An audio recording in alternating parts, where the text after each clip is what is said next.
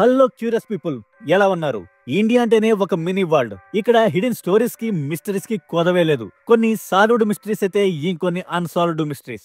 వాటిలో కొన్ని amazing and unsolved mysteries గురించి ఇప్పుడు తెలుసుకుందాం. మెయిన్ వీడియోలోకి వెళ్లే ముందు ఒక చిన్న డిస్క్లైమర్. ఈ వీడియోలో నేను చెప్పిన స్టోరీస్ నిజమనో అబద్ధమనో చెప్పడం లేదు. కేవలం మిస్టీరియస్ ప్లేసెస్ అండ్ దాని వెనక స్థానికంగా ఉన్న స్టోరీస్ మాత్రమే చెప్తున్నాను. అంతేకాని మూఢనమ్మకాలను, భయాలను పెంచాలని కాదు. Back to main content. Bangar port Rajasthan లోని ఆల్వార్ డిస్ట్రిక్ట్ లో ఆరావళి పర్వతాలను ఆనుకుని ఉన్న పురాతనమైన కోట. ఇది ఇండియాలోని మోస్ట్ హాంటెడ్ ప్లేసెస్ లో ఒకటి. అందుకే ఇండియన్ గవర్నమెంట్ 6 తర్వాత ఈ కోటలోకి వెళ్లడాన్ని నిషేధించింది. ఈ హాంటెడ్ పోర్ట్ వెనక ఒళ్ళు గగురుబొచ్చే కథనం ప్రచారంలో ఉంది. అందులో ఒకటి రాణి రత్నావతి. ఆమె బంగర్ కోట యువరాణి, మహా అందగత్తె. అయితే ఆమె అందాన్ని చూసి ముగ్ధుడైన సింధియా అనే బ్లాక్ మ్యాజిక్స్ చేసే మాంత్రికుడు ఎలాగైనా ఆమెను వశపరుచుకోవాలని ప్రయత్నించాడు. దానికోసం తన బ్లాక్ మ్యాజిక్ ను ఉపయోగించి ఒక పర్ఫ్యూమ్ ను తయారు చేసి ఆమెకి ఇవ్వాలని చూశాడు. ఆ పర్ఫ్యూమ్ రాసుకుంటే ఆమె తన వశమైపోతుంది. కానీ రత్నావతికి అనుమానం వచ్చి ఆ పర్ఫ్యూమ్ ని ఒక బండరాయికేసి కొడుతుంది. ఆ బండరాయి మీద పర్ఫ్యూమ్ పడడం వల్ల ఆ రాయి అతనికి వశమయ్యి అతని మీదకు వస్తుంది. ఆ రాయి కింద పడిన ఆ మాంత్రికుడు రత్నావతి దక్కలేదు అని రత్నావతిని, ఆ కోటలోని ప్రజలను శపించి చనిపోయాడు. ఇది జరిగిన కొన్ని రోజులకే రత్నావతి కూడా ఆ శాపం వల్ల చనిపోయింది అని, చనిపోయిన తర్వాత ఆత్మగా మారి ఆ కోటలోనే తిరుగుతుంది అని, రాత్రుళ్ళు ఎవరైనా ఆ కోట వైపుకు వెళితే వారిని భయపెడుతుంది అని చెప్తారు. ఇప్పటికీ తనను విముక్తి చేయడానికి ఎవరైనా వస్తారు అని ఎదురు చూస్తూ ఉందని అక్కడ ప్రజలు నమ్ముతారు. రెండవది, బలక్నాథ్ అనే సాధువు ఆ కోటను నిర్మించడానికి ముందే ఆ ప్రాంతానికి వచ్చాడు అని, అయితే తను ఇక్కడ ఉండాలి అంటే తన నివాసం అక్కడ అన్ని భవనాలకు ఎత్తులో ఉండాలి అని, ఆ భవనం నేడైనా తన నివాసం మీద పడితే ఊరుకోను అని చెప్పాడు. మొదట్లో అన్ని భవనాలు బాబా నివాసం కంటే తక్కువ ఎత్తులో ఉన్నాయి కూడా. తర్వాత ఆ ప్రాంతానికి కాబోయే యువరాజు తన కోటను చిన్నగా, ఇరుగ్గా ఉండడం నచ్చక పెద్దగా విలాసవంతమైన ఈ బంగర్ కోటను కట్టాడు. దీంతో ఆ కోట నీడ బాబా ఇంటి మీద పడడంతో కోపంతో ఆ బాబా ఆ కోటను శపించి చనిపోయాడు. అప్పటి నుంచి ఈ కోట ఇలా హాంటెడ్ పోర్ట్ గా మారిపోయింది. ఇలా శాపానికి గురైన ఈ కోటలో ఆత్మలు తిరుగుతూ ఉంటాయని, ఏవేవో వింత శబ్దాలు, అరుపులు, ఏడుపులు వస్తూ ఉంటాయని అక్కడ స్థానికులు చెప్తారు. అంతేకాదు రాత్రుళ్ళు ఇక్కడ గాలులు కూడా విచిత్రంగా వీస్తాయని చెప్తారు. పారానార్మల్ సొసైటీ వాళ్ళు కూడా ఈ ప్రాంతంలో డార్క్ ఎనర్జీస్ ఉన్నాయని చెప్పడంతో ఇది ఇంకా భయంకరమైన హాంటెడ్ ప్లేస్ గా మారిపోయింది. డోమోస్ బీచ్, గుజరాత్. అరేబియా సముద్రం వెంబడి ఉన్న ఈ డోమోస్ బీచ్ గుజరాత్ లోని అత్యంత హాంటెడ్ ప్రదేశాల్లో ఒకటి. బీచ్ 2 విషయాలకి బాగా ప్రసిద్ధి. ఒకటి దాని నల్లని ఇసుక, మరియు మరొకటి దాని చుట్టూ ఉన్న హాంటెడ్ స్టోరీస్. డోమోస్ బీచ్ ఒకప్పుడు హిందువుల శ్మశాన వాటికగా ఉపయోగించబడింది అని, అందుకే ఆ ప్రాంతాన్ని విడిచిపెట్టని అనేక దయ్యాలు, ఆత్మలు అక్కడ తిరుగుతున్నాయని చెప్తారు. ఇక్కడ శవాలను కాల్చడం వల్ల ఏర్పడిన బూడిద మొత్తం బీచ్ లోని తెల్లని ఇసుకతో కలిసిపోయిన కారణంగా అక్కడ బీచ్ మొత్తం నల్లగా ఉందని అక్కడ ప్రజలు నమ్ముతారు.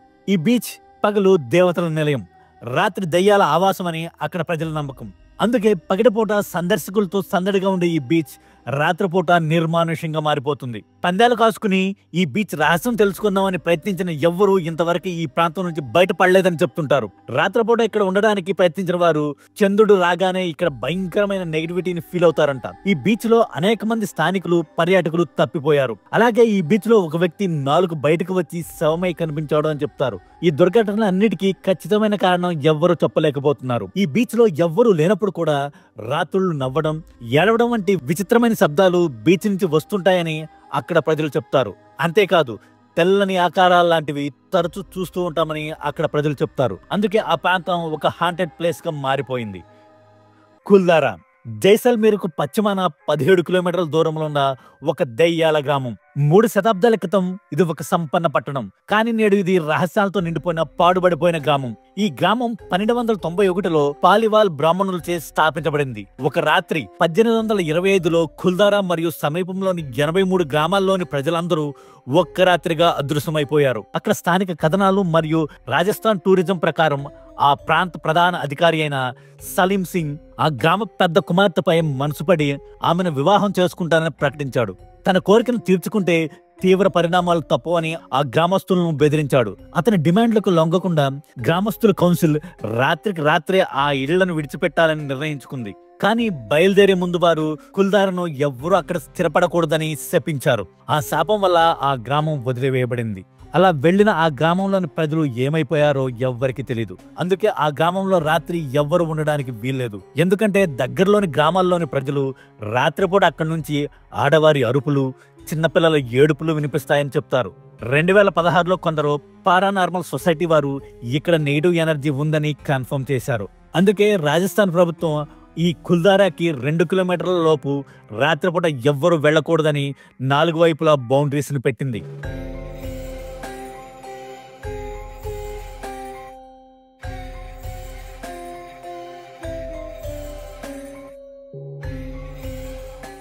Magnetic hill Leh.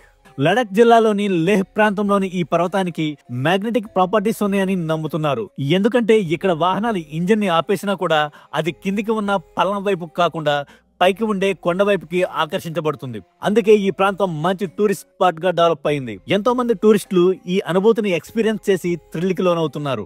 ఇక్కడ స్థానికులు నమ్మేది ఏంటంటే ఇది ఒకప్పుడు స్వర్గానికి దారి అని. కానీ వాస్తవానికి ఇది ఒక ఆప్టికల్ ఇల్యూషన్. అక్కడ ఉన్న ల్యాండ్స్కేప్ వల్ల దగ్గరలో ఉండే కొండలు కొంచెం టిల్ట్ అయి ఉండడం వల్ల మనకి వాహనాలు పైకి వెళ్తున్నట్టు అనిపిస్తుంది. కానీ వాస్తవానికి మనం పల్లంగా ఉన్న కొండ వైపు వెళుతున్నాం. ఇదొక్కటే కాదు, ఇండియాలో ఇలాంటి మ్యాగ్నెటిక్ హిల్స్ చాలా ఉన్నాయి. ఛత్తీస్గఢ్ లోని ఉల్టాపాని మ్యాగ్నెటిక్ హిల్, దేవాంత్ పాత్పరా మ్యాగ్నెటిక్ హిల్, గుజరాత్ లోని తులసిసామ్ యాంటీ గ్రావిటీ హిల్, మహారాష్ట్రలోని ఎలాంటి మ్యాగ్నెటిక్ ఫ్లైఓవర్, ఇలా ఆప్టికల్ ఇల్యూజన్ కలిగించేవి చాలా ఉన్నాయి. జటింగా. జటింగా అనే గ్రామం భారతదేశంలోని అస్సాంలో ఉంది. ఇది రహస్య పక్షుల మరణాల ప్రదేశంగా ప్రసిద్ధి. ఇక్కడికి పక్షులు ఆత్మహత్య చేసుకోవడానికి వివిధ ప్రాంతాల నుంచి వస్తాయి. కొన్ని వేల పక్షులు ఒక్కసారిగా నేల మీద పడి గుంపులు గుంపులుగా మరణిస్తాయి. ఇది ఎందుకు జరుగుతుందో, పక్షులు ఆత్మహత్య చేసుకుంటున్నాయా లేక మరేదైనా కారణం ఉందా అనేది ఎవ్వరికీ తెలియదు. అయితే వలస పక్షులు సామూహిక ఆత్మహత్యలు పాల్పడడంతో ఇప్పుడు చాలా మంది శాస్త్రవేత్తల దృష్టి ఈ ప్రాంతం మీద పడింది. వారు ఈ పక్షుల మరణానికి 2 థియరీస్ చెప్తారు. అందులో ఒకటి, సెప్టెంబర్ నుంచి నవంబర్ వరకు పక్షుల మరణాలు పెరగడానికి అస్సాంలోని వరదల కారణంగా సహజ ఆవాసాలకు అంతరాయం కలుగుతుందని, వాటి గూళ్లు విరిగిపోవడంతో తప్పనిసరి పరిస్థితుల్లో వలస వెళ్ళడానికి ప్రయత్నిస్తూ ఇక్కడికి వచ్చే పక్షులు ఎత్తైన ప్రదేశాలు, గాళ్ళు మరియు పొగమంచు కలయిక వల్ల పక్షుల దిక్కుతోచని స్థితికి దారితీస్తుందని, దీంతో దారి తెలియక అవి అక్కడే మరణిస్తున్నాయని చెప్తారు. రెండవది, ఇక్కడ ఉండే భూగర్భ నీటిలో మ్యాగ్నెటిక్ ప్రాపర్టీస్ ఉండడం వల్ల ఈ ప్రాంతంలోని పక్షులకు ఎటు వెళ్లాలో దిక్కుతోచక అయోమయంలో కిందపడి మరణిస్తున్నాయని చెప్తారు. ఇవన్నీ శాస్త్రవేత్తల అంచనాలే కానీ సామూహిక పక్షుల సూసైడ్ వెనక అసలు నిజమేంటో ఎవ్వరికీ తెలియదు. ఇది ఫ్రెండ్స్ ఈ రోజు ఎపిసోడ్. ఈ ఎపిసోడ్ మీకు ఎలా అనిపించిందో, ఇంకా ఇలాంటి ఏ హాంటెడ్ ప్లేసెస్ గురించి మీరు తెలుసుకోవాలనుకుంటున్నారో కింద కామెంట్స్ లో తెలియజేయండి. ఖచ్చితంగా దీని మీద వీడియోస్ చేద్దాం. నెక్స్ట్ ఎపిసోడ్ లో మరిన్ని ఇంట్రెస్టింగ్ టాపిక్స్ తో మళ్ళీ కలుసుకుందాం. Until then take care, by.